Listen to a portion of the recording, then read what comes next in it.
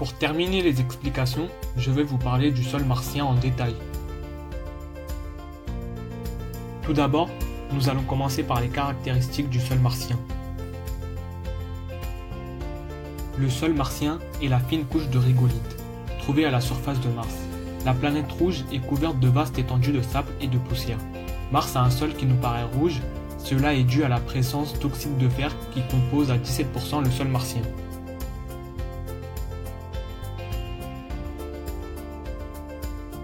L'oxyde de fer n'est pas le seul composant du sol martien. Il y a aussi l'oxyde de silicium présent à 44%, l'oxyde d'aluminium présent à 7%, l'oxyde de magnésium présent à 6%, l'oxyde de calcium présent à 6%. Il y a encore 7% d'oxyde de soufre, 5% de sulfate de magnésium, 0,5% d'oxyde de titane, 0,15% d'oxyde de potassium et enfin entre 0,4% à 0,8% de chlore. Le sol martien a un pH basique de 8. Il y a aussi des éléments chimiques comme les perchlorates. Maintenant, nous allons passer aux besoins des plantes, plus précisément, quel type de sol elles ont besoin.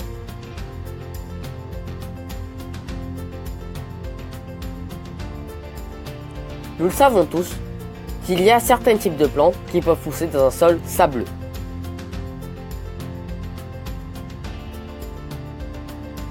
La majorité des plantes ont besoin d'un pH neutre. Elles ont aussi besoin de phosphore, de calcium et de potassium. Et enfin, des engrais naturels.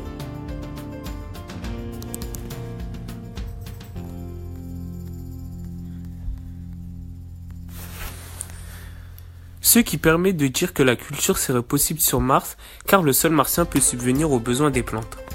Pour terminer, je vais vous donner des exemples plus concrets.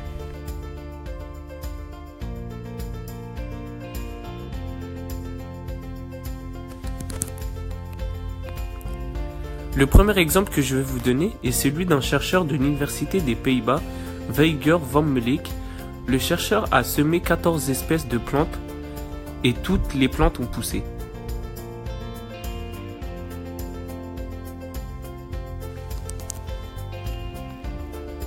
En voici la photo.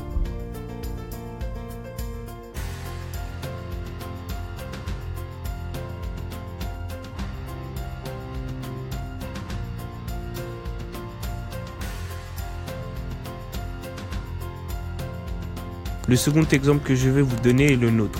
Nous avons planté des radis et des fleurs dans de la pouzzolane pour tester le sol martien et toutes les plantes ont poussé.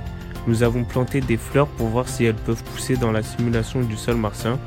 Personne d'autre à part nous l'avait fait avec des fleurs. En voici des photos pour illustrer les exemples. Ces photos ont été prises 2 semaines après la semence, à droite les radis, à gauche les fleurs.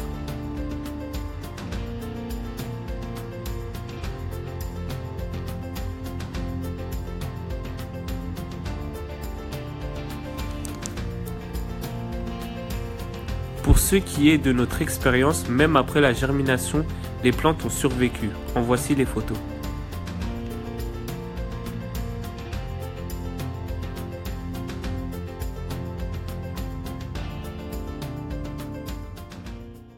Created using Powtoon.